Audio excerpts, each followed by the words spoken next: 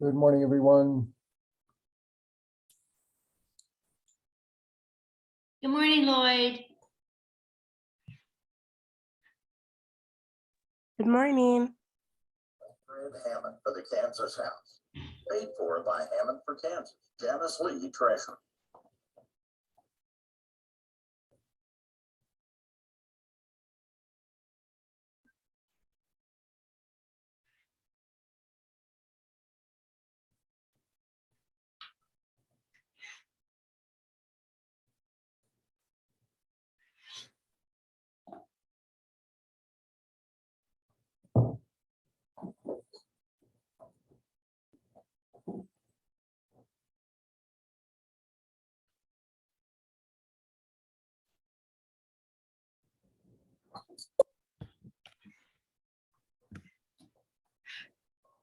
Good morning.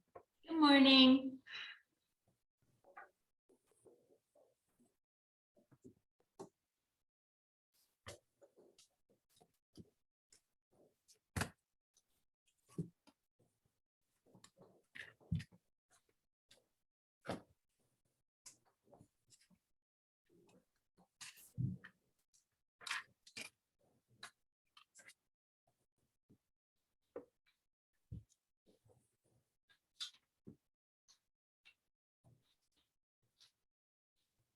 So I know Sharita said she may be late. I was wondering where everybody was at. I know Drew Cummings is gone. Oh yeah, I forgot about that. So that leaves Heidi, Colleen, who else? Ruby or Melissa, have you heard of anybody else not making it today?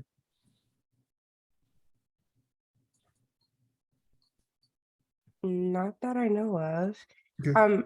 I know Russ had mentioned that he was gonna start coming up policy and planning. Do you know if he's back yet? I don't know. But I can text him. I understand that today is Russ's first day back in the office. Yeah, I think he mentioned he might be absent. I didn't know if it was the exec committee meeting or this one.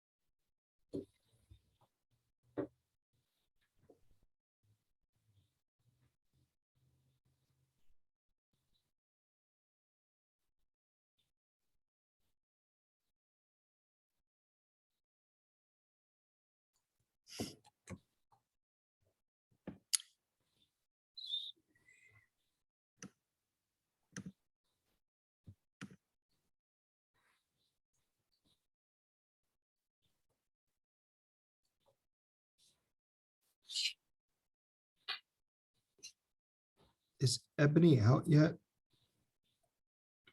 Helen, No, Ebony shouldn't be out until maybe February. November? All right, let me email, let me text.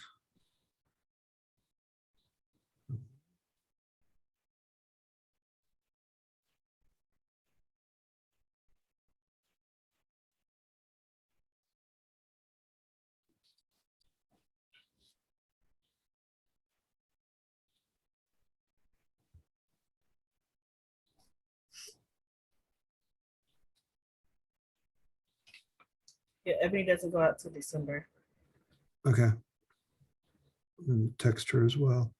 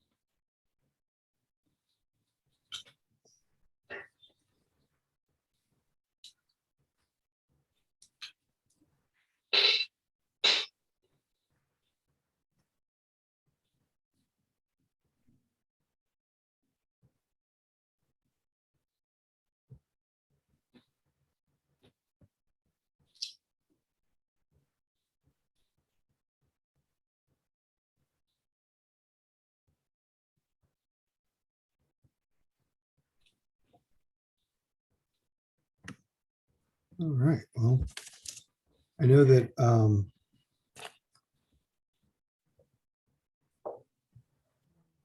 Sharita said she'd be late. I don't know that we have any decisions to make. But we've got 3. We got to recalculate our quorum since we lost Drew.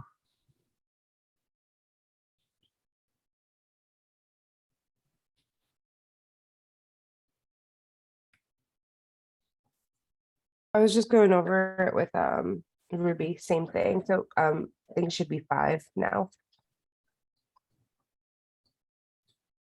Because Christie's gone. So Alicia is still technically on this committee, but I haven't seen her show up in a couple months.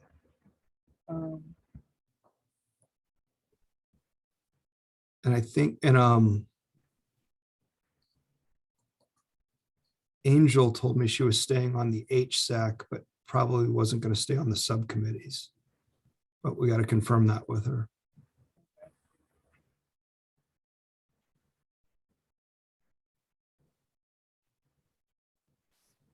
I mean, that would take us down to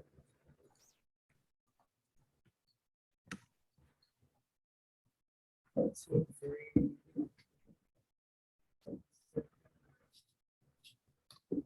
Okay. Yeah, still 4 or 5 is a quorum.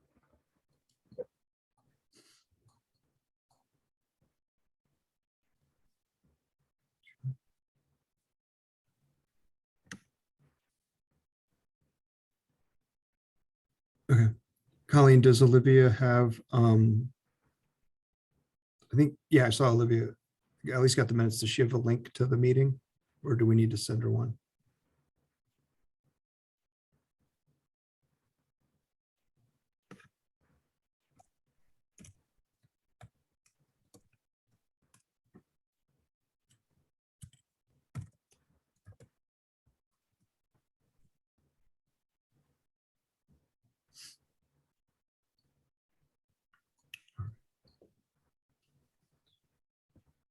I can at least drop the proposed agenda in here. Sorry for not getting it out. I was working with Sharita on Friday on it and we just didn't get it out. I think because minutes just came out, we'll have to punt the minutes. And Sharita said she will join us. I think she was taking her baby to the doctor this morning. So we can go ahead and guess get started unless there's an objection.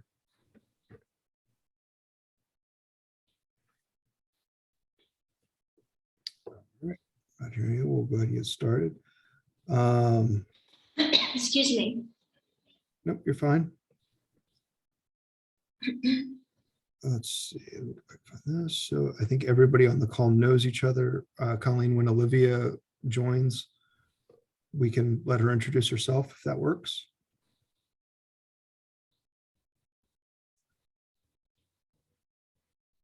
What did you say, Colin? I'm sorry. Oh, when Olivia joins, I think she's the only person who wouldn't necessarily know everybody on the call.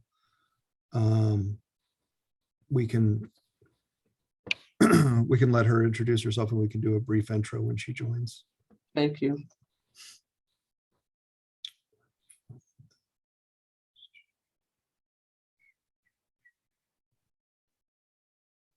Okay. We can punt approval of minutes because we don't have a quorum. So it's to next month.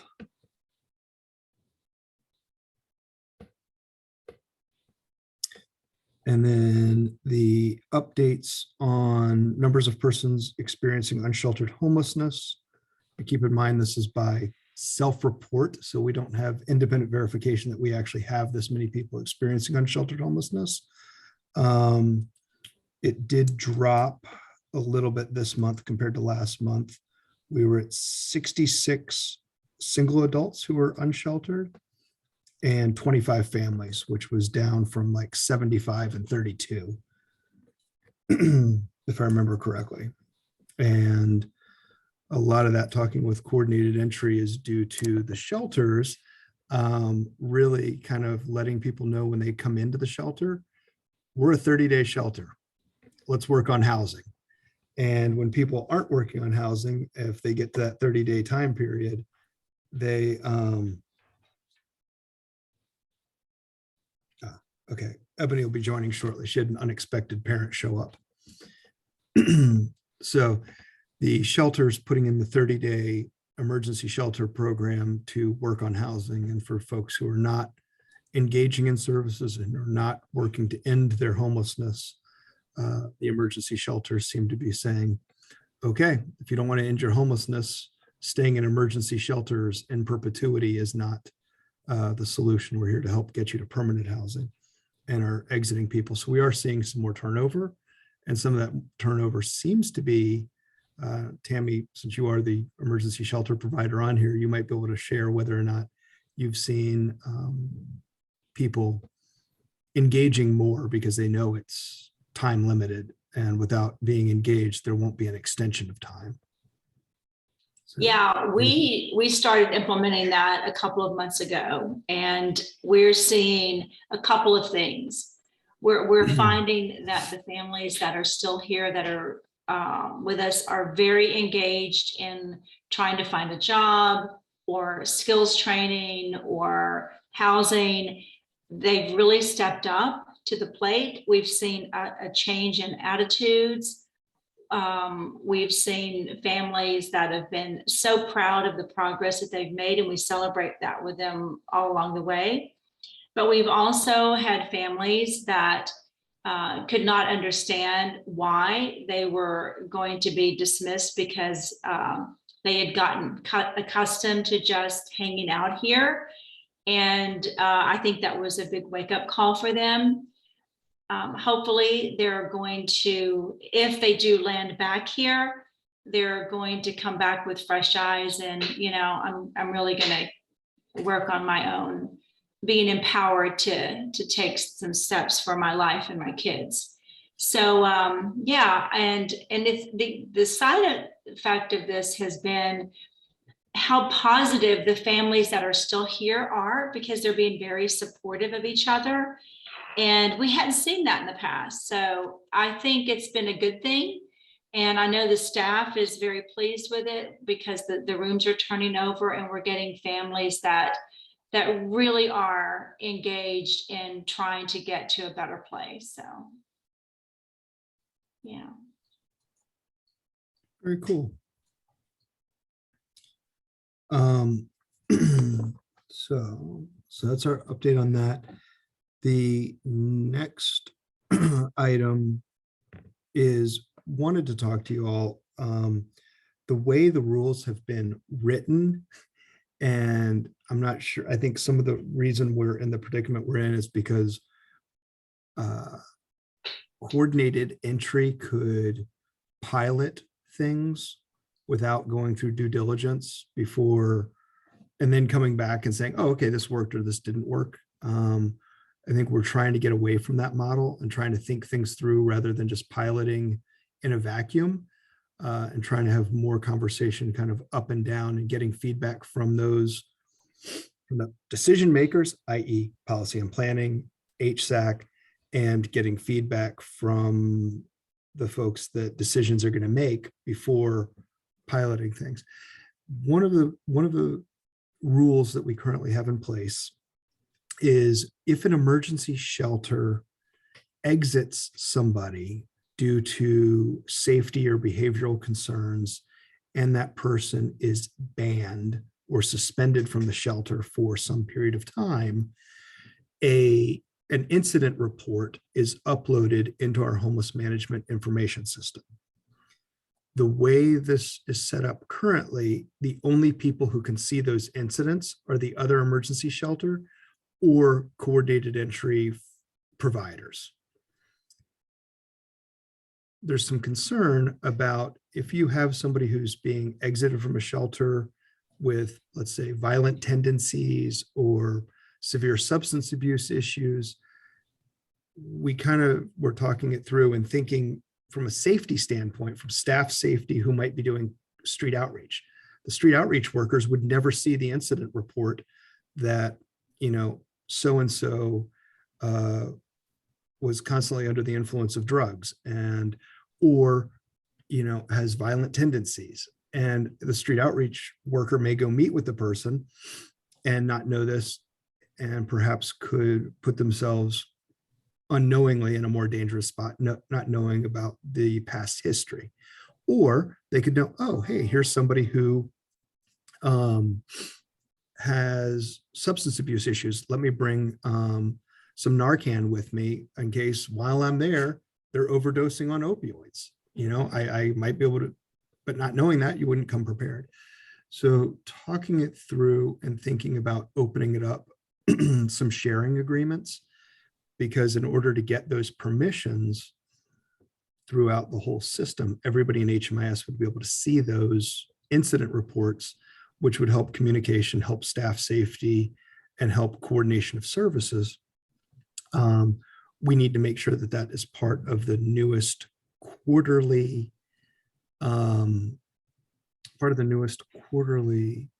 sharing agreement that every agency in the HMIS signs. And what we were hoping is because street outreach, rapid rehousing, those two projects specifically do not necessarily ban people the same way a shelter would. If there are issues in those projects, the recommendation would be that we tell them there's a section in the HMIS on the client profile page where you can put notes in the system. And the recommendation is for those projects that they would put in the client notes section and in all caps, warning, and anything that was a safety or behavioral concern would go in that area with a warning so that coordinated entry, shelter providers, anybody else would see that, oh, Johnny, when he's in his campsite, has a gun that he keeps in his campsite. So if you go to John, and that got shared, I'm using that as an example, and Johnny's not the real name, but there is somebody who does keep a gun in their campsite. And the recommendation by street outreach was if you're going to go meet with them, don't meet at the campsite, not because he's not he's not a responsible gun owner. You just may not want to be in that area with a gun if you're not comfortable around them. So, these were just things that we figured would be better to keep posted in one central place rather than just sort of shared on a phone call that people may or may not be in that meeting. And if you miss the meeting, you miss the warning. So we're trying to standardize it from safety, but wanted to talk it through, get thoughts from from you all in policy and planning as to thoughts, concerns about trying to open up that kind of visibility to providers. So with that, any thoughts, concerns? Well, I'll go. Sure. I am a proponent of sharing information. I think it makes sense that it's on HMIS so that, because that seems to be the one system that everybody has access to where they can, learn about what's going on with, our homeless population. I think that it does a couple of things. It could protect the workers that are responsible for their, helping to take care of the homeless, but it can also help other residents or other homeless people that we're working with, not that we're sharing information, but that it helps us to be aware, let's say if we're thinking about where we're going to place someone, in having that knowledge of what might be the best, place to put that person. I just think that one of the frustrations that I've heard from the staff here over and over has been, well, if only I'd known this, we could have offered that. Or, and I think that that's true. I think it provides better case management because we don't want to be duplicating what someone else has already tried if it didn't work.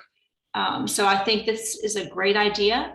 I think having systems that can communicate with each other is very beneficial. So that's just my thinking around it.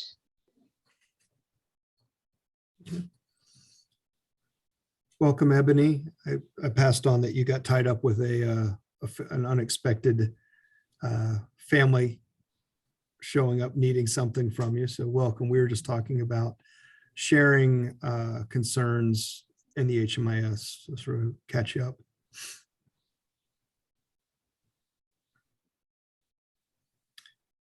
All right, other thoughts?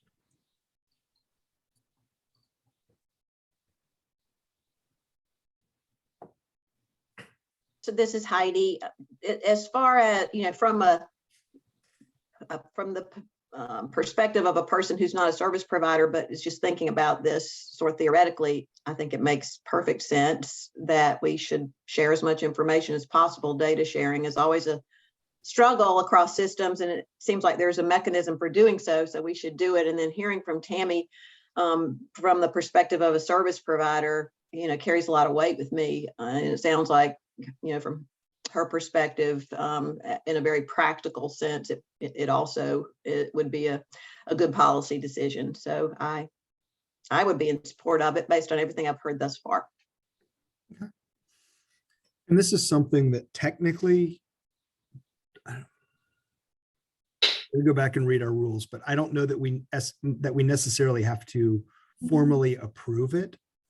I'll have to go back and look at the way the rules are written. I think at some point we need to sort of decide what needs to be approved. This could fall in that piloting category, but we do need to just give guidance to the HMIS lead agency. And this may be one of those things that, just from a discussion, transparency, and wanting to make sure all voices are heard and shared, because it sounded like in our last meeting with service providers, they also were kind of in favor of being able to share this kind of information across each other, just from, if hey, here's somebody who is unsheltered and they struggle with whatever it is, you might send 2 people to meet with the person instead of 1. Just how to staff it. Appreciate it. I was going to say, I was going to have a lead in the same as Heidi. I'm not a service provider, but I wanted to know, was there any downside that needed to be discussed in reference to what information and the type of information that's being shared about our population, our citizens, our community, in terms of them receiving housing? Is it something negative that can come out of this kind of sharing? And I'm trying to think about it on both sides, because it sounds perfectly reasonable. We want people to be safe. And I can remember the woman who was killed by one of the clients that she served in community as an outreach kind of thing, so like a few years ago. So we definitely want our staff to be safe.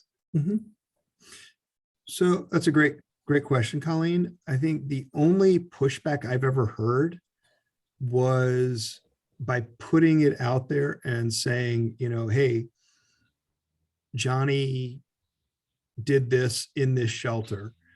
Perhaps that could create a bias on future providers, that they would see him that way.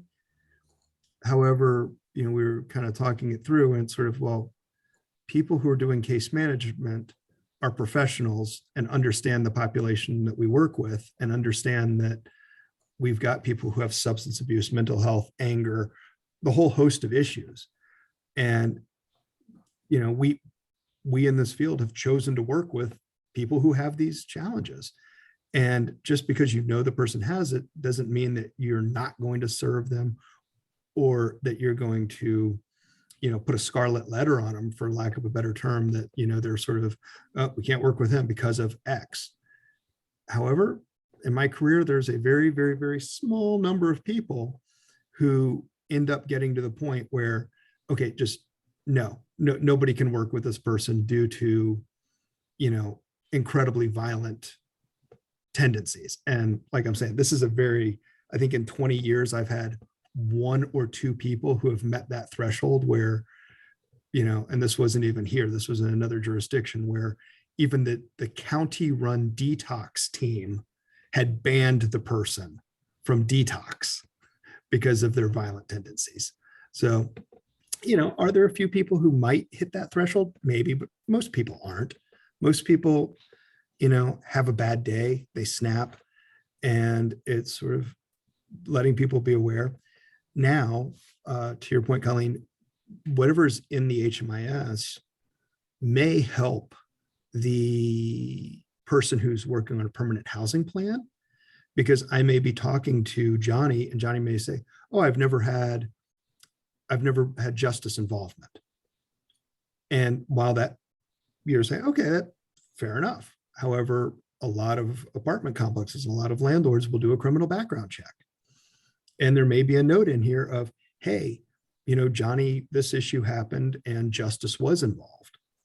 And it's like, oh, okay, let's just keep that in the back of our mind, so that when we're looking for housing placements, we may change who and the direction we're going for housing, somebody who's more lenient on justice involvement versus somebody who has a zero tolerance for justice involvement. So could it, cause a little bit of some bias? Maybe. The expectation is that as professionals, we would be able to work through that through training and through expectations of, just because you have a bad day doesn't mean that we don't work with you. We just have to think through working through you differently. And I guess that becomes a thing of, if it's just a bad day and we know that, why are we even notating those kinds of things? Because that's just our bad day. It's only when something, and that's where it becomes, and we do introduce bias, and we do have young people, we do have lots of different people who are working in this field. And part of the, I guess, changes that we've made or tried to make was because there was lots of bias per organization, and that's why we elevated it to the level that we do now, and are conducting business the way that we do now, because that is a reality. So if you're doing this and making notation, does it increase that? And again, I'm not a service provider, so I just was asking.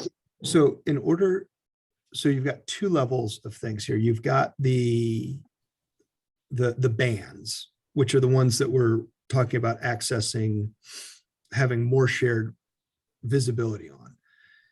And in order to have a ban, a shelter provider can make that recommendation, but it has to be approved by the coordinated entry administrator, which is currently me as the city. And it's really, when those requests come in, we read what's written on this piece, go look in the HMIS and look at the client notes and say, okay, what do we see in the notes? And sometimes there's a history of outbursts that you can see, like a long chain of this.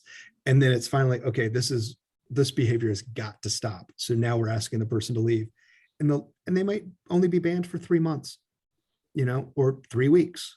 And then sometimes when I've gone in, there's no notes. So then I'll call the provider and say, okay, what happened? Because what I'm reading that you wrote doesn't rise to this level. So that either somebody doesn't understand what a ban is, or there's a whole lot of details that somebody's leaving out, and trying to talk and find out what happened, where it happened. And then on the flip side is, if a person is banned, they can appeal that ban by going back to the emergency shelter provider or coming through the COC grievance policy to sort of do a second review of that. And that's where the ombudsman panel would potentially get pulled together. And so lately, we've really been doing a really good job of due diligence of trying to go through before this ban is approved, really making sure that, okay, yes, the documentation, the incidents, and the shelters, to their credit, really go through, like, it's not just 1, 2, 3 strikes, you're out. It's like 1, 2, 3, 4, 5, 6, 7, 8, 9, 10, 11. Okay, on the 12, all right, 12 times is too much. We can't deal with this anymore.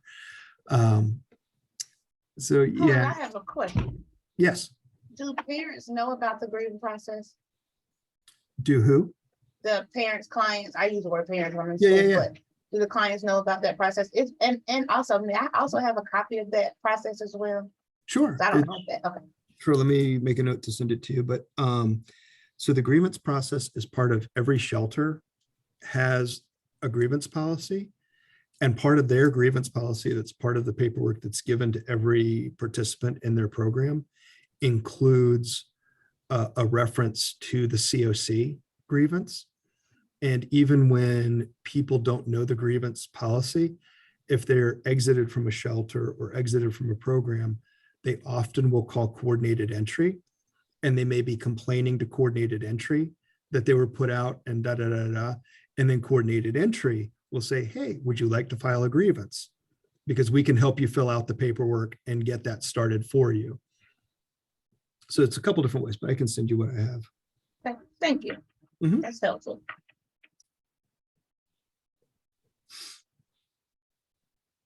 Colin, is there a way to get some feedback from people who are experiencing homelessness and have lived in the shelter and have, been through this from that angle? I think Colleen's questions are really important. It does remind me a little bit of ban the box, which we believe in the city and county. When a person's applying for a job, that you don't have to check your previous involvement in the justice system. So it's similar in a way. Like to be consistent in how we approach things, but and this is also not just safety of staff, which is superbly important. It's also safety of the other people who are in the shelter. Exactly. This is complicated, isn't it? There's a lot to weigh here. Yeah, I mean, an example, there's a person that is recently, just for an example, there's a person who's been banned for a year. And it's based on a whole lot of sort of, not one incident, it's a collection of, like incredibly offensive behaviors, standing there being told, please call 911 while this person is having a seizure. And the guy's, nope, standing right here and going to watch. I'm not doing anything to help anybody in need. And the person also collects children's toys and talks about, hey, now I just need to find some kids to play with. And it's like, we probably shouldn't have that person around kids. Not that there's never been any evidence that he's crossed any lines, but there's enough stuff that's sort of saying probably being at Urban Ministries while they have a family shelter there is maybe not a good thing right now, coupled with a whole bunch of other threatening behaviors and threatening to kill people and police involvement. So it is, you're absolutely right, Heidi. It's tricky because there's a lot of pieces to the puzzle, and Colleen, you're absolutely right. The bias, it does come in, and the person I'm thinking of right now, just that example, they're part of the VA. The VA has no more options. Like the person's pretty much burned every bridge in the entire system. And there's maybe one potential housing option for this person to try. Sometimes people's behaviors prevent them from, being able to do what they need to do to exit homelessness. In terms of getting input, I think that's a really good suggestion. I'm trying to think how we might be able to do some input from people who have been through the process, because a lot of the folks who have been banned or who would have some insight on that aren't necessarily real thrilled or real eager to share anything with anybody. Yeah, and not necessarily those who have been banned, almost those who have been in the system, like whoever the reps on our HSAC are, even Sure. Reaching out to them perhaps. Yeah, we can definitely do that. And yeah, we can do that. I can share my experience. Having run a shelter before, it was fascinating, because I would come in and staff were saying, we don't feel safe here. And then I would go outdoors, and on my way to my car, I would have 15 people experiencing homelessness in the shelter saying, we don't feel safe here. And when you've got staff and clients both not feeling safe and something needs to change, something needs to change when both parties are saying that. And I will say, Colin, we're in and everyone, we're in a field where we deal with a population that has had a lot of trauma, a lot of change, which is why we make sure that our staff has had the trauma-informed training, because they can identify, this is an outburst of trauma, and this is something that we're going to work with. And because all of us wish that these families had made different decisions, but they didn't. But that doesn't stop us from doing our jobs to help them get the help that they need to get on, whatever their desire is for their life. It's their life, and they get to choose. And the best thing that we can do is help them to achieve that. And does biases come in? I think it comes in every aspect of life, whether we want to admit it or not. It's always going to be present. But we always have to remember, what is our mission?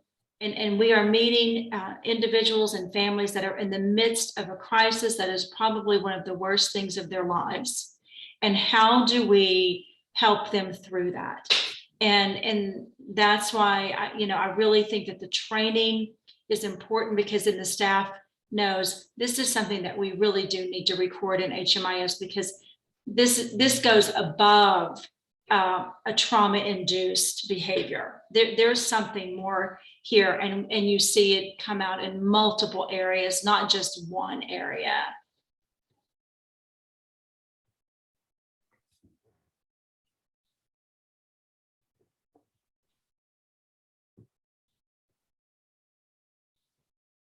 Tammy, may I ask what training you were referring to? It's called trauma-informed care. Okay. And is that with the state? I think I'm doing that with the state. There is a state training, but there's also consultants that do it. Okay. We update it every year. We continue, because some of the aspects of it change, and we want to make sure that we have the most recent training. Okay. I'm actually going through it with our state homeless coordinator. She's providing it for liaison to the state. So I was just curious. Okay. Yeah, it's good training. And going back to some of the trauma-informed care, that was one of the other reasons for sharing sort of the incidents and the bans, so that if street outreach is working with somebody, they could see, oh, Johnny has been banned from shelter for 6 months. Well, I'm not going to bring up shelter as a housing option right now, because that's going to lead down a whole re-traumatized, let me tell you why I got banned. Let me go through this. It's like, hey, if I already know this, we're not even going to have that conversation. We're going to look at what are our other housing options, and not making somebody relive that experience. Because a lot of people, not a lot, but sometimes those bans do, police are sometimes involved to help somebody exit, depending on what's going on with that individual in that moment. I think most of the time shelters try and resolve as best they can without having law enforcement come to help with things like that. But there are times where that has to happen, unfortunately.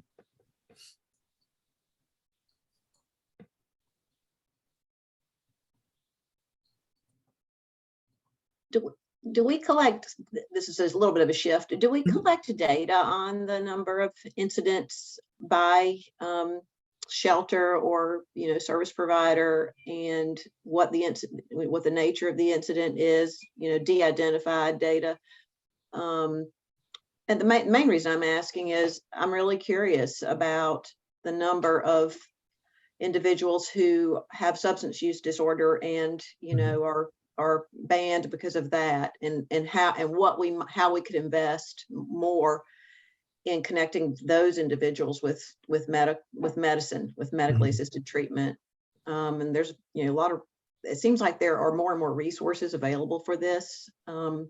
So I don't have a good sense for, you know, is this a portal of entry, you know, to get people connected to treatment or not? But if it is, I'd like for us to take advantage of that.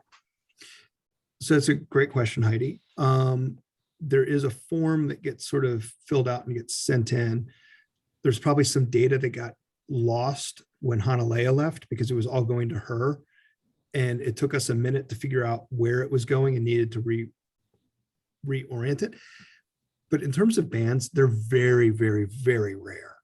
There are very few bans that happen. I think since July, I think there's only been 1 or 2 that I can think of. So, I mean, you're talking about less than 1 a month out of, you know, 100+ people going through various shelters.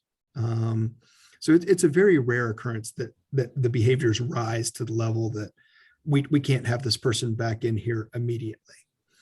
In terms of your question on the substance abuse, the bans, because we've shifted to a low barrier shelter model, people are exited for behaviors. So it's hard to know, is the behavior a result of substance abuse, mental health, or, you know, the person just had a really, really, really bad day and they hadn't eaten and they just snapped a lot, you know, because, you know, any number of things can do it. And you're also looking at a history of issues. So there is maybe a little bit of a way to go through and figure out, you know, is there some mental health? Some of that is going to be more subjective based on what we hear or could gather from the case managers, whether or not there's mental health or the person has admitted to substance abuse or use in the past.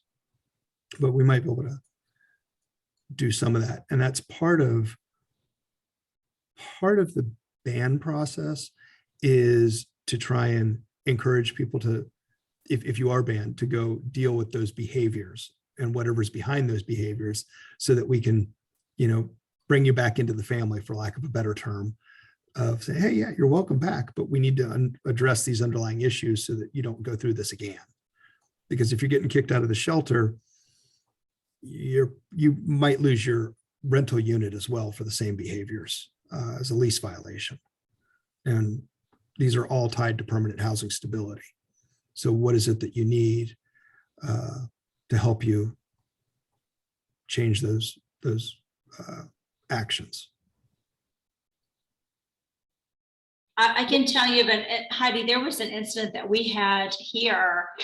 It was really tough because, you know, we are low barrier, and we had a mother with 2 children, and she has addiction problems. We know this. She's welcome here. We continue to work with her. But we had an incident where she had her drug dealer come on campus, and it was after hours. It was when it was dark. And so she went around and lowered her, she strung bed sheets together and tied a bucket. And she involved another guest that gave her money to give to her drug dealer for drugs for her too. So now this is starting to spread a little bit. So she lowers the bucket, the drug dealer comes on campus, takes the money, puts the drugs in. We catch all of this on video, of course. And so the next day, the FSC, the family support coordinator, calls her in and says, we have this video. If we understand that you have an addiction, how can we help you?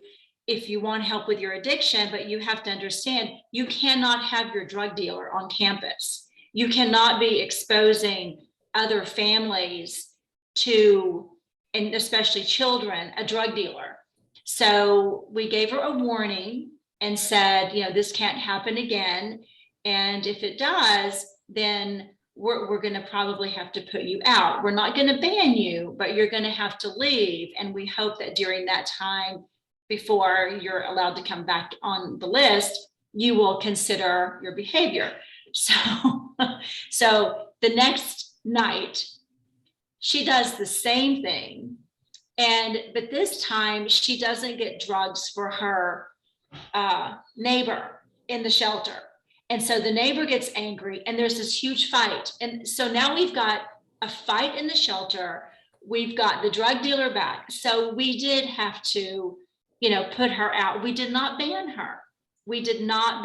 We said, we're not going to ban you for 6 months or 3 months, but we are going to put you out. And we hope that you will understand the seriousness of what you've done. We cannot have children exposed to drug and drug dealers, and we can't have you fighting with it, so it just kind of continues to grow unless we have something in place. And of course, during all of this, we have an appeal process. So if in any way she feels that this has been unfair, she can appeal the decision to our internal appeals panel, which is, it doesn't involve me, it involves 3 people that have nothing to do with her case, that hear it. And then if she doesn't like that appeal, she can go to the COC and for it with an appeal as well. So yeah, that's a real situation. I would love to see some type of a program that we could have said, we would like to refer you to whatever, but we just didn't have that for her. Would she have accepted medical care for her substance use disorder, do you think? Or was she? I don't know. I would have to ask the FSC. I really don't know the case, don't know the person. I just know what the report was and what we did. Yeah, boy, that's a lot. I am just thinking though that, we have a MAT program in our jail, right? Which is great. Thrilled that we do. It's helping a lot of people. Do we have a similar program, in our through admission to our shelters or through admission to our system into the continuum of care? Is that part of the care, I guess, that could be an opportunity for folks to get connected to, treatment that's the standard of care now for substance use disorder? Maybe, and if not, could we think about that? I mean, is there a way? That's a great observation. That's a really good question. I really like that idea. Yeah. Yeah. And I do too, because it means right now, the only way you can get that level of care is if you're justice involved, which then takes you to a whole nother cycle of being homeless or remaining homeless. So it should definitely be something I think that we think about. Well, and you even consider that in placement. I mean, let's say that we had a housing placement. Are we going to put her in a neighborhood where we know there's going to be known drug activity? So it really affects how you are trying to care for and empower at the same time.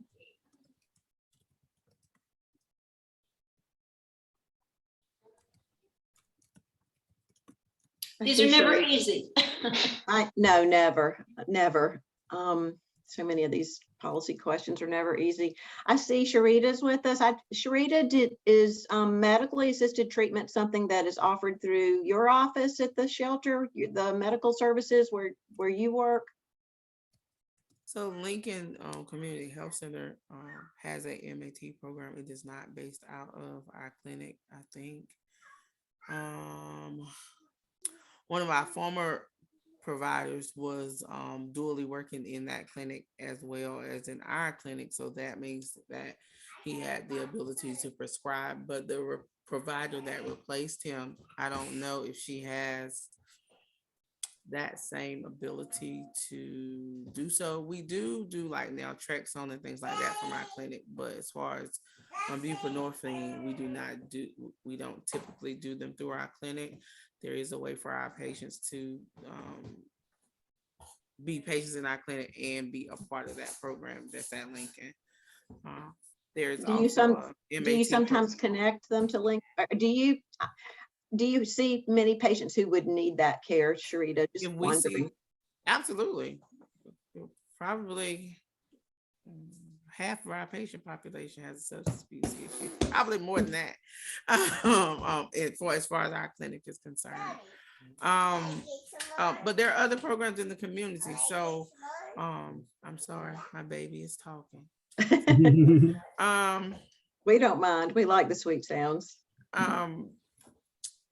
The Durham Crisis Response Center does have a SACOT program where people can get the buprenorphine as well.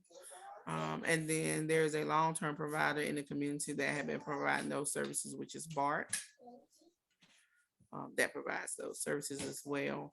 I know that the Lincoln program, and I think, well, I'm not 100% sure about the DRRC program, which is in the crisis center that's off of Crutchfield Street. I don't know if there's no fee associated, but I think for BART, I think there's a $5 fee, if I'm not mistaken.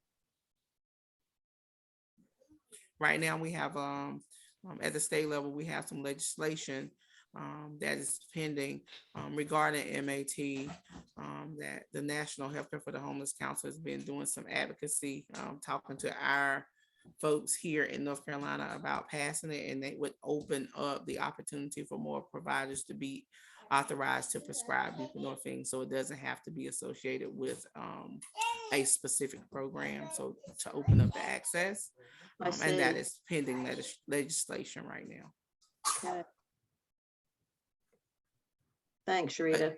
I think the other thing that you also have to consider is that, you know, those programs are programs people have to willingly agree to do. You can't force them, so they have to opt to take advantage of those programs. And there are lots of people who don't opt in to do those.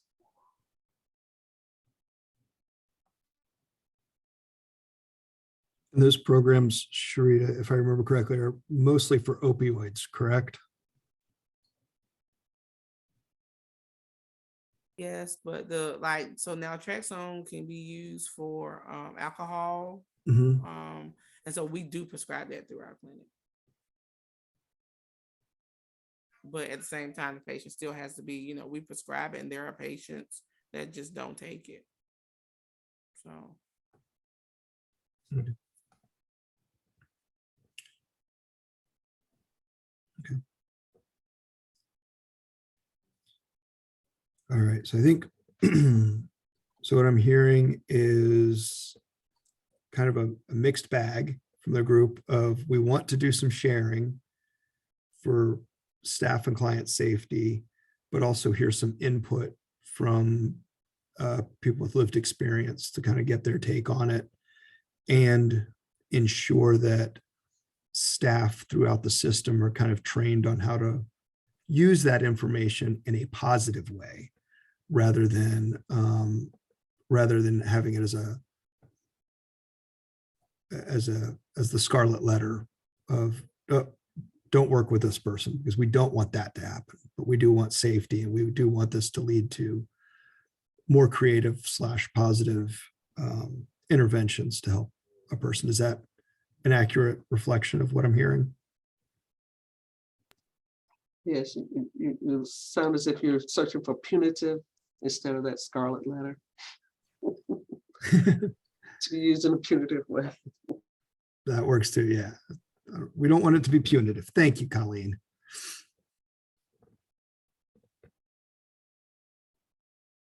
Okay. Then we will take that, we'll start rolling that out and working with folks to make sure we've got some training going on. And that would take us to our last agenda item, which is the need to look at the way we are currently prioritizing households experiencing homelessness for our limited supply of financial assistance programs that help people exit homelessness, predominantly housing choice vouchers, rapid rehousing, and permanent supportive housing. And the reason we're sort of bringing this up as we were in our by name list meeting trying to prioritize folks last week, and the slots that we have available, and what we're finding is the slots that we have available are all prioritized for highest barrier, longest term homeless, lowest incomes. And on paper, that sounds fantastic and it's great, but the whole system it ends up being set up to serve the highest barrier, longest term homeless with the lowest amount of income. And if all of our financial programs had all of the pieces to do that, absolutely. However, we've got housing choice vouchers, rapid rehousing, and PSH, permanent supportive housing. Each one of those comes with different things. And looking at the way our prioritization is set up, we may need to look at redoing our prioritization so that we can better match the resources to the appropriate household that will actually benefit and thrive versus assuming this is going to be the best and not setting somebody up for long-term failure. Because some of the issues we're facing right now are people who are running out of time in rapid rehousing and they're never going to be able to afford rent. Now, what do we do with them? And are they going to return to homelessness? So in order to help sort of reorient people, and I can share it or not share it, I did sort of put together a quick PowerPoint to sort of go through what the housing financial assistance programs are and a brief overview of what they have, what they can and can't do. And then sort of a second slide of how we prioritize to sort of help get everybody on the same page, because I know all of us aren't dealing with it 100% of the time. And even me having it not on paper, it makes it a little bit harder to jump back and forth between these things. So if you'd like, I can share that quick slideshow if that would be helpful. I see heads nodding. Okay. So I'll do that and then we can have a discussion.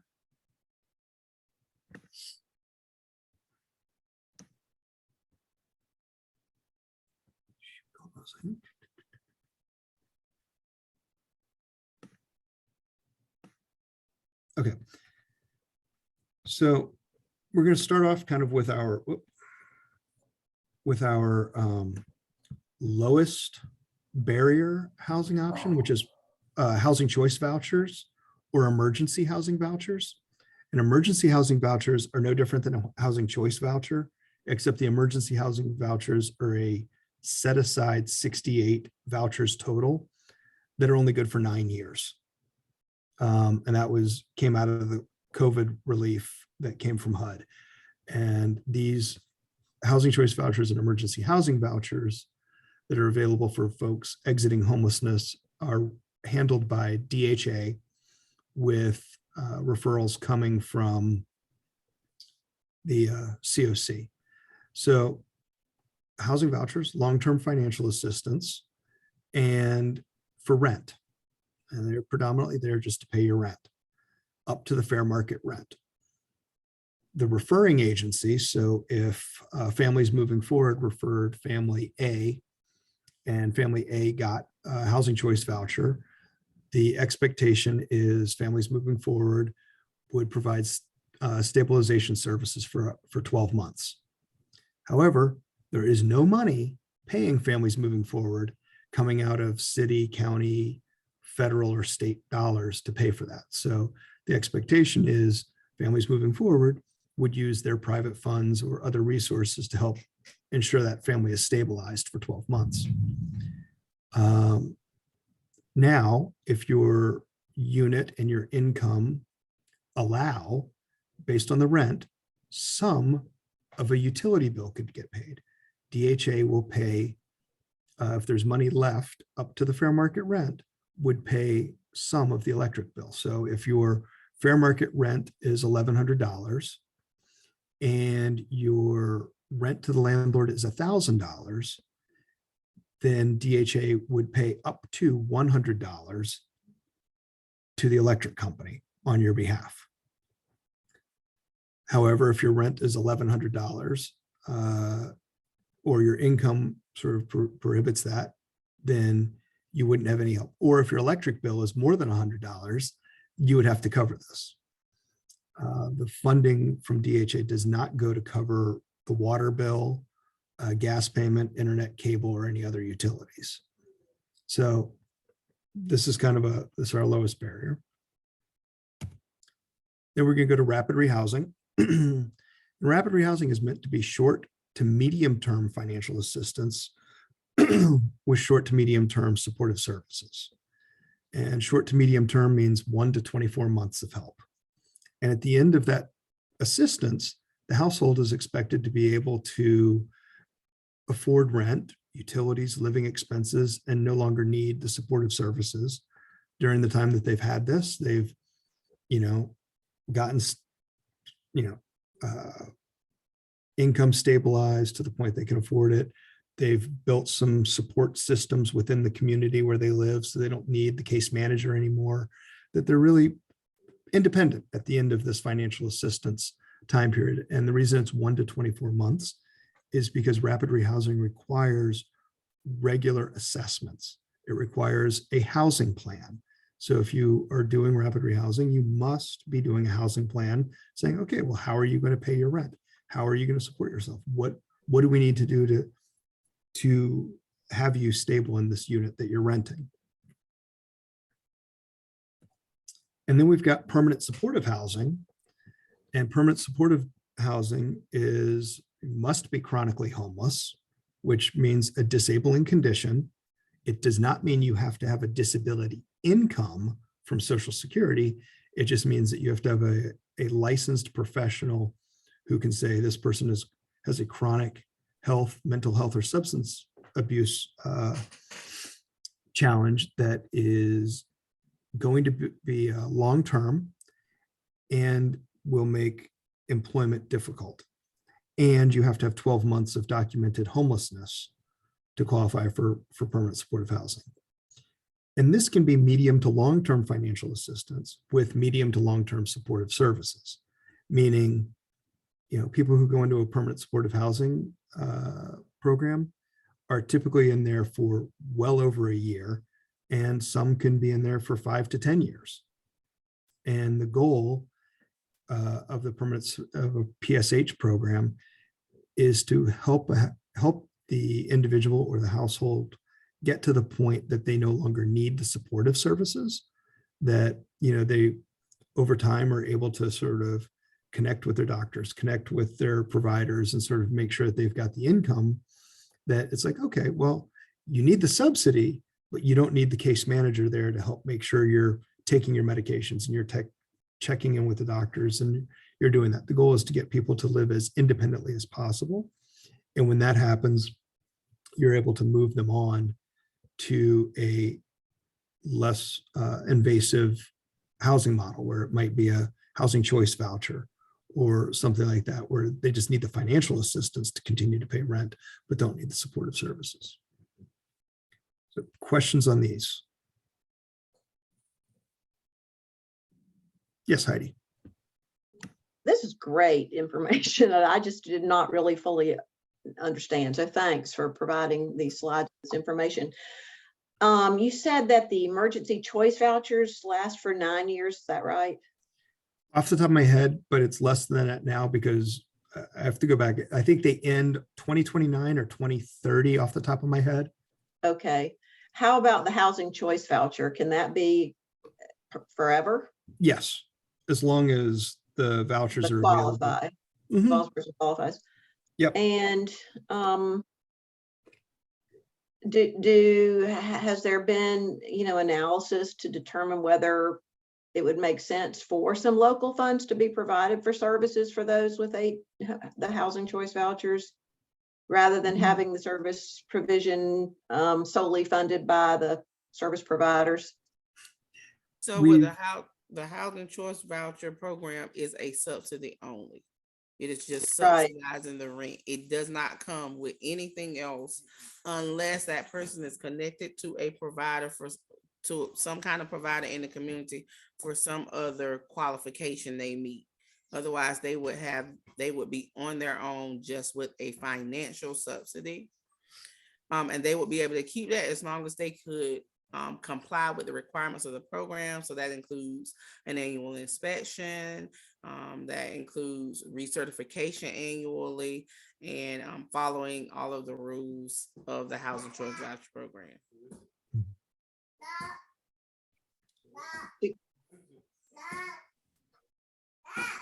Do we think there's a need for service provision there, or that to help? So some of those people absolutely need services, Mhm. and some of them, some of them are okay, but some of them do need services, or some of them need the subsidy to help them so they can focus their finances on other things like school or short-term training or things like that. But I mean, for the most part, a person is on their own once they get that subsidy. Now, I will say, at families moving forward, any family that we use an emergency housing voucher or HCV, we give them the option because it's part of our mission to provide aftercare for up to 18 months for anyone that needs it or wants it. And that's something that we provide. But as Colin said, we do not get government funding to pay for those services. Those are provided, through our donors and part of our mission, what we do here.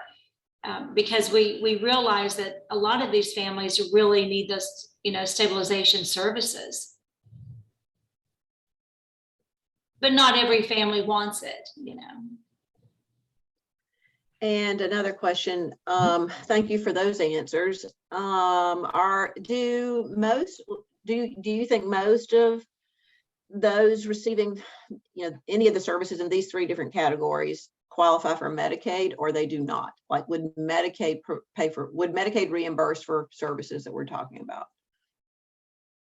So Medicaid in the state of North Carolina doesn't pay for supportive services unless you qualify for some. If you have a mental health impairment and you're connected to a mental health provider, then there's like some supportive services support for that, as long as you qualify, because even some of those services are short-term and not long-term services. Okay. Thank you. Great questions, Heidi. Other questions?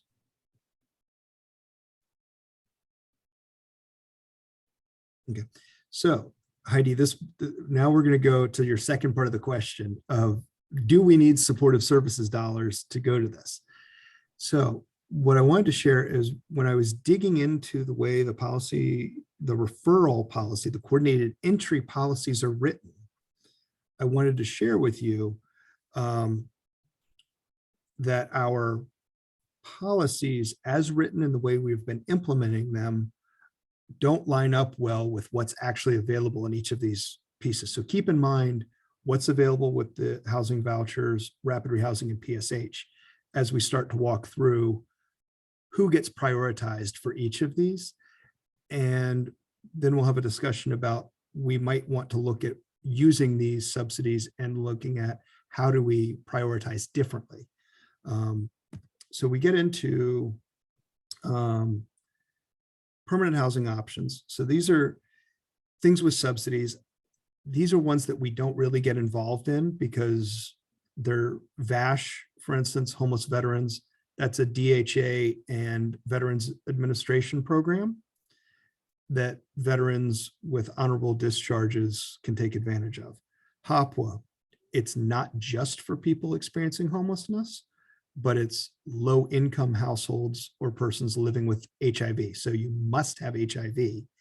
There is a priority for homeless persons or households with somebody living with HIV, but it is not a must have. And that is another long-term voucher and some additional services in there. Then you get into the transitional housing and supportive services for veteran families. That's another those are veterans only programs and short to medium term assistance in each one of those. So I didn't want to leave those out of the mix, but we, in our homeless system, our continuum of care, really don't have a whole lot of control or say over those programs, but those are things out there that for targeted subpopulations of people experiencing homelessness to access. So currently, when we're prioritizing our homeless service, our HCVs, it's based on 5 referrals. So out of 5, 3 out of 5 referrals, the priority is going to experiencing chronic or long-term homelessness who have no other option for housing. So if you have chronic or long-term homelessness, you're going to be at the top of an HCV list where there may be very, very limited and time-limited supportive services and no additional money to help with water bill or gas bill or other things. 1 out of 5 referrals would go to priority 2, which is somebody who had been in a rapid rehousing program for 6 months or longer, and they have no regular source of income. And then 1 out of 5 referrals would go to priority 3, which is somebody exiting from permanent supportive housing who no longer needs the supportive services, but they need the ongoing rental subsidy. Then we go to our permanent supportive housing. And we have to go in and update these because these policies never got updated after we got rid of the VI SPDAT and moved to the housing barrier score. But a chronically homeless person with the highest VI SPDAT score, which essentially is your highest barrier to housing, long-time homeless, health conditions, limited income, justice involvement, substance abuse, mental, like all of those things are going to bump you up the PSH ladder. Then we go to rapid rehousing. And if you see this, our priority 1 for rapid rehousing follows the same as permanent supportive housing when if a PSH unit is not available, well, somebody who needs PSH all of a sudden is at the top of the rapid rehousing group. Well, then after that, you start working your way through length of time homeless and all these other things. But if you're rapid rehousing and your permanent supportive housing are following the same criteria, and what we're finding is we've got a lot of people in rapid rehousing right now who could have qualified or maybe would have been a better fit in permanent supportive housing programs. But the rental subsidy is incredibly deep for these folks. And a lot of the folks who are in the rapid rehousing program are very low income or trying to get disability income and may never be able to afford fair market rent because, you know, your basic disability income, Sharita, it's what, $870-ish, which is well below what a 1-bedroom apartment costs. So even if they had the disability income, they're not going to afford the rent when that rapid rehousing subsidy ends. So with that, then, well, all of a sudden you no longer have a rapid rehousing subsidies. You've used 2 years of subsidy plus 2 years of case management, which means that now if you were chronically homeless before going into rapid rehousing, we might be able to get you into a permanent supportive housing program if a slot's available. But permanent supportive housing programs, people might be in there for 5-7 years. So you might not have a slot every month or every couple months when people are timing out of rapid rehousing. And eventually you run out of housing choice vouchers. So you can't necessarily give them a housing choice voucher, especially if they still need some ongoing supportive services.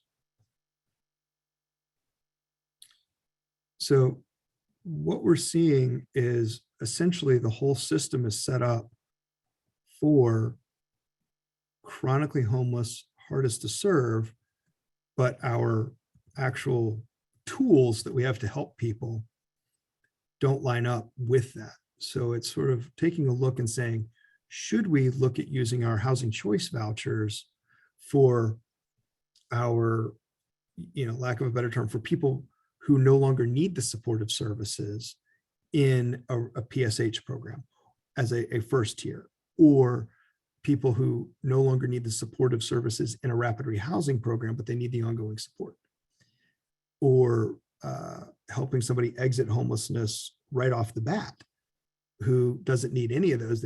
We know from day one that they just need a voucher and they would be fine. We'd never see them in the homeless system again. The other piece to remember as we have this conversation is 80 to 90% of people experiencing homelessness will never, ever, ever, ever receive any of these financial resources because there's just not enough money available to help most of them. So we're talking about 20 to 25% of people max in the homeless system that will ever qualify for a voucher, rapid rehousing, or PSH. So there's a whole lot of people who are going to have to figure out how to exit homelessness with the help of their case manager, looking at other options, shared housing, connecting with other resources, just because that's where we are financially with this right now. And what we're trying to do is say, is there a way for us to use the limited resources we have differently so we're able to assist more people across the spectrum of homelessness rather than only the hardest and highest barrier at the top? Because then your whole system, everybody gets to that level and has to stay homeless long enough to get that assistance at the top level, versus trying to say, okay, well, if we help this group here, we can kind of keep moving people through the system, because you've got different people jumping off into housing options throughout at various points, and not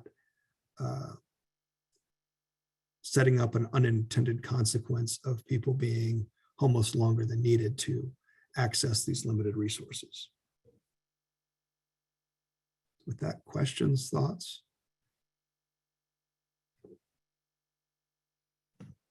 I just want to say, I really appreciate the thoughtfulness that's gone into this, because, in looking at this, as I'm reading through it, it appears to me that a couple of things could be happening. And, maybe I'm wrong. I'm just thinking out loud and seeing this for the first time, because I've not been aware of the prioritization. I've not been in those meetings. So it seems to me that if we are putting people in these slots based on the current prioritization, that it's not really setting them up for a true future success. Because if you're putting someone in rapid rehousing from that one category, they may never be able to afford the rent, because they're just not going to be able to get there. Because if they're chronically homeless, then they're going to not ever be able to pay that amount of rent.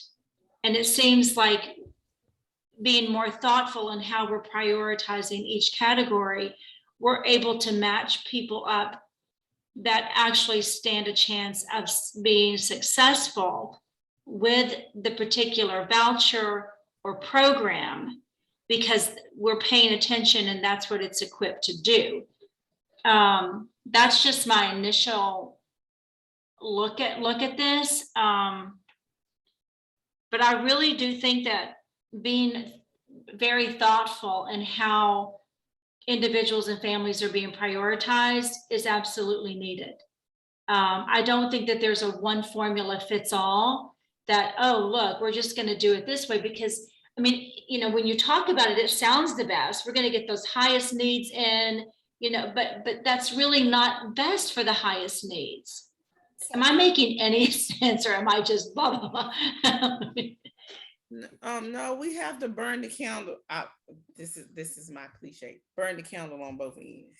We need to be working to try to get the most vulnerable into appropriate housing, but the key is appropriate. And then we need to be, you know, the people who have resources and don't need to wait until life has impacted, you know, homeless living has impacted them in such a way that they can't recover. We need to be housing those people as fast as possible. We have to burn the candle, because if we keep just picking one side, we'll never get these numbers down. That's good. That's true. I'm not clear. Colin, did you make a specific proposal about what's being changed? No, I haven't gotten that. I haven't gotten that far yet. I'm talking it through in terms of, we need to look at, I wanted to get some thoughts from the committee, and we talked about it in our by name list of, you know, kind of looking at, we need to do something, because the way it's set up now, it's not working for a variety of reasons. And then to Tammy's point, and I see Heidi's comment is, it's, while you can have a perfectly set up logarithm of this person, this person, this person, oh, great, these people get housed. Well, sometimes there are other factors that fall outside of that prioritization. You've got a landlord who, you know, maybe the person who's being recommended for rapid rehousing is a perfect person on paper, but their justice involvement may prevent a landlord from renting to them. So maybe getting that person housed is going to take a significantly longer amount of time. And we're missing out on somebody else who's also homeless, that the landlord has a vacancy, and we could get this person housed, but we're going to pass this unit and let this go to the market, because we've said, nope, the only person who can go in right now is this person with a criminal justice history and long-term substance abuse. And the rapid rehousing provider may say, I already have 15 people like that on the caseload. Our staff, we don't have staff capacity to take on any more and provide any decent supportive services, which is making it harder to entice a landlord to take somebody, because we already have people with them and they know we can't keep up with what we have. So sometimes you have to say, okay, I know this is somebody who needs the housing, but in order to get somebody matched with the landlord who has an opening, we may need to take somebody down here this time. And because that's what the system will allow. And everybody on that list, as Sharita said, from the easiest to serve to the hardest to serve, everybody needs to get off the list and get into housing. And it's trying to figure out what's our best way of prioritizing, and also being able to do some matching when there is that ambiguous gray area of landlords who will work with some people, but they won't work with others. And we have, as the by name list group, tried to address that by saying, when there's one opening, we're going to refer, you know, 3 people, 2 or 3 people to that one opening. And then it's kind of that provider has to figure out, okay, which of these 3 can I get into housing? And then which is the next one that gets in? So you might have one opening, but you know who your next 3 are, and you can house them in whatever order you can get them housed. And you might be able to get them all housed at once at the same time. They might all know each other and want to be roommates. You never know. But so we're trying to figure out the best solution, but what we have set up is definitely. Well, I just wouldn't, I mean, I guess I would use different language than you're using when you say the system definitely isn't working. I just would be, I think that what we, have been doing for a number of years is continually making modifications to the system as we try things out and receive new information and are operating in a new environment. So, I mean, I guess personally, you know, I don't feel like that the system isn't working. I do feel like that there is room for some changes and for some improvement.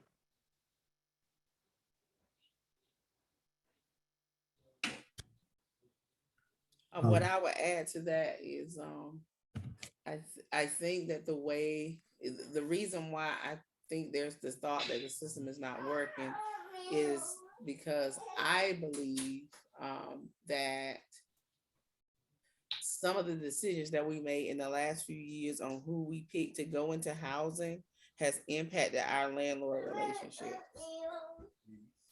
So in that way, yes, we got people housed, but in that way, if we lose a landlord and we lose 3 or 4 or 5 housing opportunities, then that means it didn't work.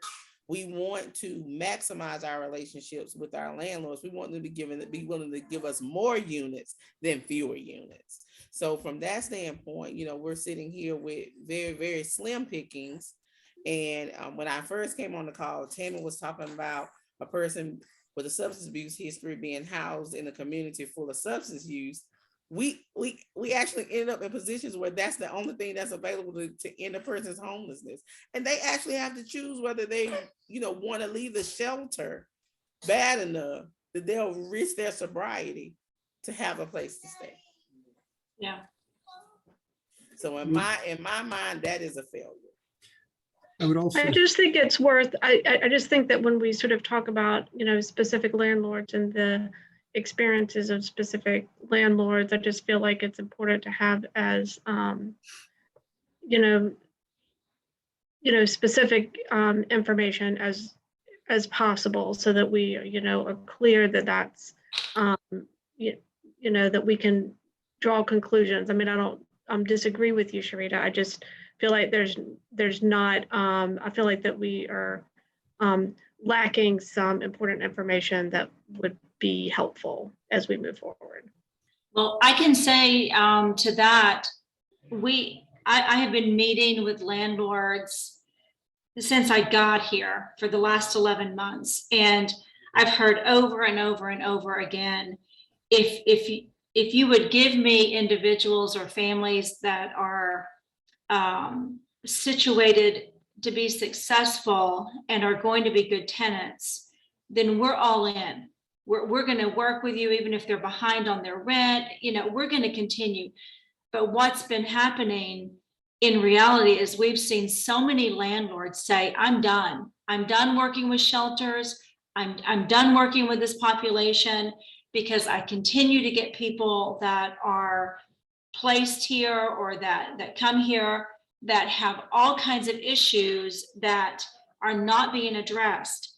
And so that's in talking with the landlords, I've asked them, how can we incentivize you to stay in this with us so that we can get families housed? And I've heard over and over again, you can't give me money. You can't give me incentives. You can give me people that it's a good fit so that I can feel good about helping out, even though I'm taking less rent, because I know that they're going to end up being a long-term renter or they're going to end up being on the right track. But what I'm getting is that that's not happening. And so, and I've been, you know, asking my staff, why is this so? But then as I'm looking at this presentation by Colin this morning, then that light bulb is going off that this way of doing it could actually be an unintended consequence for the landlords. And this could be why we're not able to see that needle moving on the number of homeless in our community and how many families are coming back. I guess I'm just curious, when you ask your staff, I mean, I'm just curious, like, who are the people who would be good tenants that these landlords would want to accept that are in the shelters and not being prioritized? And are they staying for long periods of time in order to be prioritized? Or are they self-resolving. I guess I'm just curious about that question. Like, who is it? Where are the good tenants in the shelter system? And what are the barriers to them being prioritized? Because you would think, because that means that they're staying around for an extended period of time in the shelters. And so if the shelters can identify those people, I think that would be sort of helpful for the conversation. Well, I can tell you for a lot of what I'm hearing from the landlords that we're working with is that some of the individuals that they've received have just not, they've had issues with crime, with violence, with substance abuse, where law enforcement has to be called over and over again. That it seems that the family, and it's not been particularly our families, and I think that's why we're getting landlords that are more open to working with families now, because we do stay with the families for 18 months to make sure that they are getting the help that they need, that they're able to, if they do lose their job, we're helping them to find another job or skill sets or what went wrong, and helping them to get to the bottom of what went wrong here that I could have done better. I think we're hearing from those landlords, we want more of that. We want more of that evaluation. But more of that sounds like more of ongoing long-term supportive services for housing success, and not necessarily, so that's the question. Is it the fact that people aren't getting the supportive services to be successful, or is it that they, can't be successful, which I don't, so I just think it's important to to look at both of those things. Sal, I think there's a whole lot of other moving pieces and parts that go into it. Yes. It's not just good tenant, bad tenant. One big issue that we have is that Housing First says that we don't get to know the clients. It says that we rapidly get them into housing. So that means you don't really get an opportunity to have a thorough understanding of the barriers and the challenges that your client has if you work Housing First the way Housing First is supposed to be worked. So that's number one. Number two, one of the things that I think I liked about the VIAS for that is, depending on the score, it kind of dictated what type of housing was best suited for you, whether it was PSH, rapid rehousing, or you just needed financial assistance, like a voucher to be able to afford a unit. I think that, the VIAS for that did a good job on that. So, I think it's a lot of pieces and parts that we can do and work a little differently that will get us a better fit in as far as programs are concerned on who gets what. Because it's no such thing as cherry picking a client. At this point, all of our people have things going on, one or the other, or a combination of all of them. Yes, having supportive services, who they're working with. So if it's a family moving forward family and they get 18 months, that's great. But a UMD family doesn't get 18 months. Yeah. So, it's a lot of pieces to that puzzle. It's a lot of pieces. And so there is a way that we can refine the way that we have our system set up, which is why Colin is bringing this to the group, because it will require us to rewrite our standards as to how we will do this work. So I understand. Yeah, I understand and agree. I would just, I like your language of refining a system. What brought this to light to me was there were a bunch of referrals for EHVs and housing choice vouchers. And I went back and was looking at, the referral process, and the referrals that people have for people to get HCVs are move-ons from rapid rehousing or PSH right now. According to the policy as it's written, we have to give those, whatever vouchers we have, those are the second or third tier down. There's other people who need to be prioritized ahead of move-ons. And at the same time, There's people who are about to run out of rapid rehousing money and become homeless when that money runs out because they have no other way to support themselves. But our policy is written in such a way that we need to scrub the list and look for higher barrier, unsheltered people who are chronically homeless that need a voucher before we use them as move-ons. We can use one move-on. Right, for- right, which I agree. I mean, I do which think is that. the problem. And that's why I'm saying the system is kind of broken in that way, that we have a need, but we can't take care of that need. And we inadvertently set up a revolving door of, if you can't sustain yourself in 2 years, you got to go become homeless to try and do it all over again. And we need to think it through. And I know we're at the end of our meeting times. I don't want to go too far into this, but you know, if the group would like I said, I'd prefer not to go piloting some things without thinking it through and talking it through as a group and getting input from the by name list committee. What would the committee like to do? Would you like us to come back with some recommendations to move forward on how to prioritize for next month, which means that we kind of put on hold for a minute the issuing of housing choice vouchers? Or would you like us to take a crack at issuing a small number of housing choice vouchers, you know, no more than 5 on sort of something, and then report back next month? Colin, can you specify what's the time period with which those EHVs need to be issued? Is there any time constraint? No. So they can issued. be issued at any time this year, next year, whatever. And I mean, we've got a bunch of people out in the market trying to find people to take vouchers. So if people have to get, I don't know that adding more vouchers to a saturated voucher hunting market is a good thing to do right now until people. Well, I think that, I mean, but to go to your thing, if they are used for move-on clients, there's probably a number of rapid rehousing move-on clients in places that do accept vouchers. So in that way, you're not creating a new housing search process. You're simply replacing rapid rehousing funds with the housing choice voucher, with the EHV funds. Correct. But right now we have to redo the policy. I understand.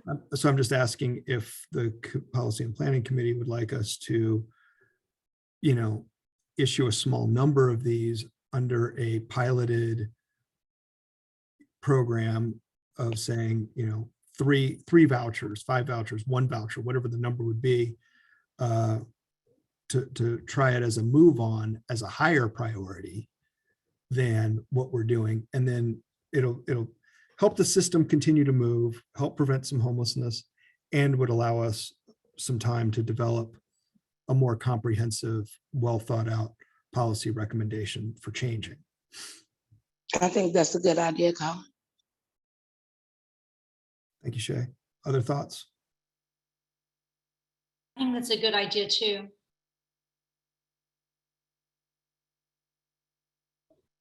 I agree. A thumbs up from Heidi. All right. I have to figure out how many vouchers we have. Do we want to set a cap of 3, 1, 3, or 5 for this first? How many could you, if you had more, could you place, you know, more people, or how many do you want? Well, I mean, I think that's the question is, I don't know how many we have. And depending on what we do with the prioritization, I mean, we potentially could use all of them up and then they're all gone. And then it's whoever happens to need a move on right now is taken care of. And then there's no more vouchers until people give them up. So I'm kind of hesitant to issue everything until we kind of think through as many of these little nuances as we can. That's why I'm suggesting that we, rather than rush to market and solve every issue with one thing, that may be short-sighted. It helps us in the immediate, but it may create a big problem at the. So when you're talking about the EHVs, right? Not the housing choice. Yeah, right now, housing choice vouchers aren't getting issued. Right. Just So now we have, I mean, I think we have 7 EHVs with the potential of 2 more. Unless others are end up being relinquished. Right. But either way, what I don't want to do is tie up. No, every no, into one. you were just asking how many there were, and I was clarifying the answer to that question. I'm gonna offer that we do 5, because you said 72, and that seems to be a good percentage. Unless others. 72, no, we have 68 EHVs, but out of those 68, there's maybe 5 or 7 that are available right now. Colin? I say 3. So as a clarification, so what you're going to do 3 to 5, or whatever this committee decides. And in addition, you're going to come back next month with recommendations on prioritization moving forward. Is that what I'm understanding? If that's what the committee would like, yeah, we can come back with some recommendations and some input. And my thought is we'd get, I think just to get something on paper, the CDD team would probably just sort of put something on paper for a starting point, and then get some input from the providers to sort of, poke holes in it, tweak it, adjust it, and then kind of bring that consolidated report back to this committee next month for adoption. Okay. In an ideal timeline. Okay, that sounds good. Right. Thanks, Heidi. Okay, so 3 vouchers is what I heard from Shay. Could we say, depending on how many vouchers you determine, you have as little as 3, but no more than 5? Yeah, we could do that.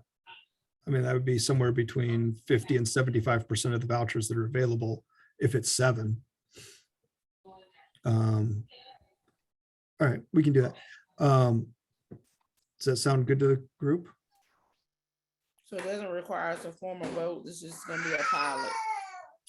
I don't think it requires a formal vote. Okay. I mean, we can sort of pilot it under the current rules. And we do have a guest, Olivia Brown, who's here. Olivia, would you like to introduce yourself? I apologize for not getting to you sooner.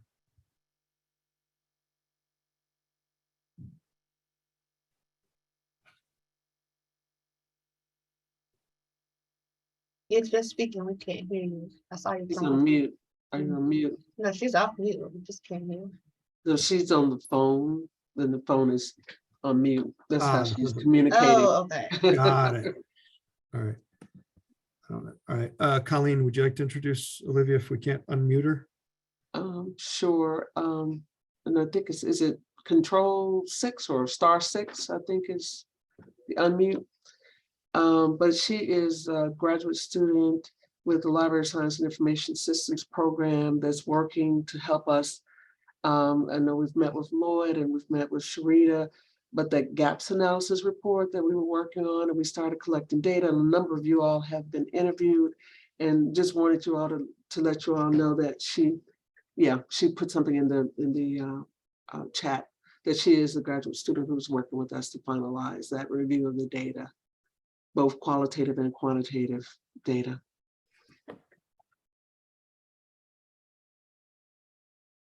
Very good. Well, welcome, Olivia. Thank you. All right. Sharita, sorry for stepping in and sharing on your behalf. I didn't mean to step on toes.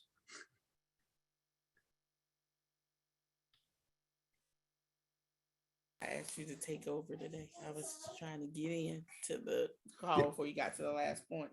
Yep. We are over time. I know. We are. Were you able to do everything that we needed to do, Ms. Colleen? Did you get to do what you hoped to do, or no?